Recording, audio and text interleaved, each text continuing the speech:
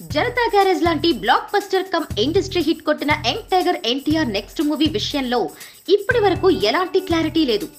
Garage release అయి 39 కేంద్రాల్లో 50 రోజులు పూర్తి చేసుకుంది. ఈ సినిమా 83 కోట్ల షేర్ రాబట్టి Tollywood all time top 3 movies లో ఒకటిగా రికార్డులకు ఎక్కింది. భారీగా పెరిగిన మార్కెట్, స్టార్డమ్, క్రేజ్, అంచనాల దృష్ట్యా ఇప్పుడున్న రేంజ్ ప్రకారం ఎన్టీఆర్ తన మరుసటి సినిమాను స్టార్ డైరెక్టర్ తోనే చేయాలని అనుకోవడం సహజం.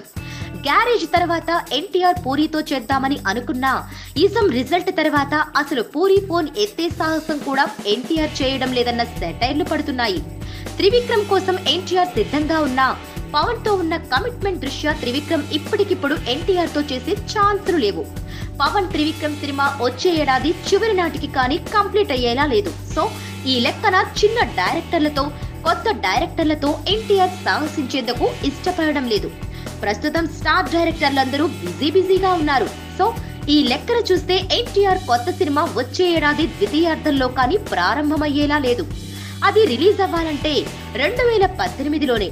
సో 3 వరుస హిట్లిచ్చిన ఎన్టీఆర్ క్యాలెండర్ ఇయర్ లో ఖాళీగా ఉండడం అంటే ఆయన అభిమానులకు అది చాలా బ్యాడ్ న్యూస్ అనుకోవాలి.